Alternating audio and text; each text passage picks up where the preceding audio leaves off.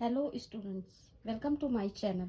आज हम पढ़ेंगे रचना के आधार पर वाक्य कितने प्रकार के होते हैं। तो वाक्य 3 प्रकार के होते हैं। नंबर 1, साधारण वाक्य या सरल वाक्य।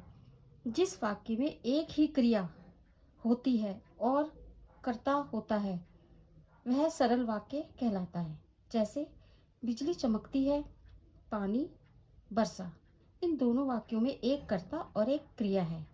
तो आपको ये याद रखना है कि साधारण वाक्य में या सरल वाक्य में एक कर्ता और एक क्रिया होती है।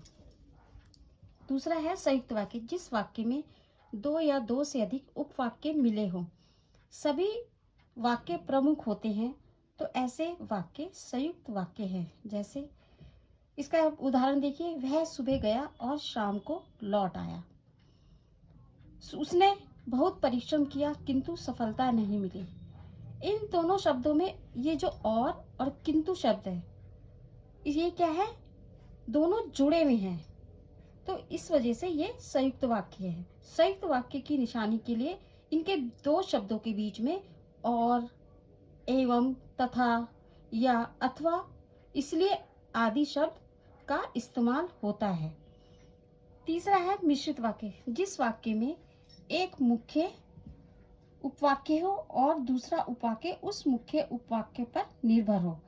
इस उपवाक्य में आपस में जो, क्योंकि, जितना, उतना, जैसा, वैसा, जब, तब, अगर आदि शब्द बीच में डालकर वाक्य को पूरा किया जाता है।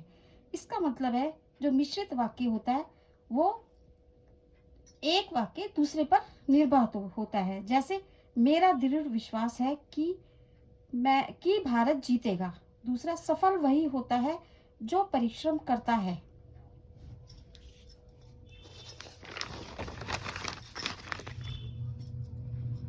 अब वाच्य किसे कहते हैं? क्रिया के जिस रूप से यह पता चले कि वाक्य में क्रिया का मुख्य संबंध, मतलब काम का मुख्य संबंध कर्ता, कर्म या भाव से है, तो वह वाच्य होता है। वाच्य के 3 भेद है। कृतवाच्य, जिस वाक्य में कर्ता मतलब काम करने वाला मुख्य हो और क्रिया कर्ता के लिंग, वचन, पुरुष के अनुसार हो। जैसे माँ रामायण पढ़ रही है।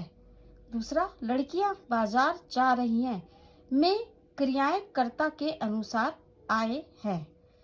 दूसरा, कर्मवाच्य, जिस वाक्य में कर्म मुख्य हो, लिंग, वचन और पुरुष कर्म के अनुसार हो।